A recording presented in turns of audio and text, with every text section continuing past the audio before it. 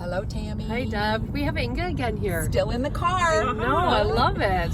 We had a question. Go ahead, Tam. Well, Inge, we're wondering about this, the palliative approach with dementia clients. Okay, so dementia is a umbrella term for, there's like more than 120 different dementia diagnoses already. Didn't know that. Yeah, there's a whole bunch of them.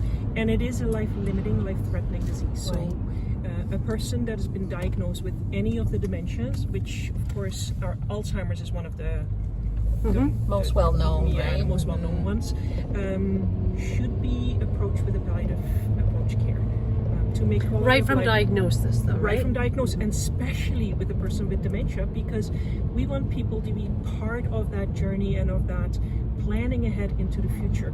And we know with if you've got a dementia diagnosis, at some point your capabilities in making decisions are going to diminish. Yeah, they're going to decline over They're time. going to decline, Yeah. so they are not going to be able as much. And I got the perfect example. My dad had Alzheimer's, and he was quite well physically, was still able to come overseas because they live overseas, or lived.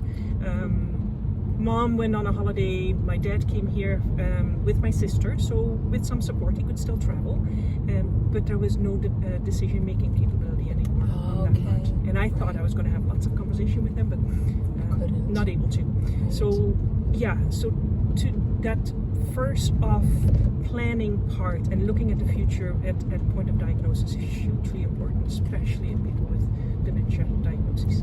Can I ask you, we'll jump ahead, maybe we'll reach back onto this topic about advanced care planning in a little bit, but if we can ask you around, so when a hospice bed or hospice home residence would come into play for a patient with dementia, what would be some of those signs around the actual dying process for someone with dementia? So I think the signs are no different than any other person with the diagnosis at end of life. So the end of life is not totally different.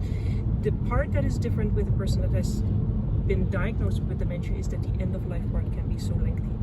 It's such a lengthy diagnosis, and they normally say end of life is between 1 and 2 years. So how do you know when it's time for a person to come to to come to residential hospice? So that would be when they stop eating. Or it's really getting a lot less, or they are losing a ton of weight. That's one of the really signs that I look for. I do a lot of work in long-term care facilities, so weights are very important. So would you say there would be an importance of having that hospice referral right at the beginning of the diagnosis? Probably not, because you're looking at 10 plus years. Oh, interesting. Right? Okay. Normally, it's 10 plus years that a person. You have some. I guess it varies depending on the individual. On the individual and what kind of dementia they have, right? Okay. Because some of them do go faster, but normally you are looking at a lengthy period. Okay. This has been really helpful. It has been. Don't go anywhere, Inge. We're not finished dialoguing with you. Stay tuned. We'll be right back.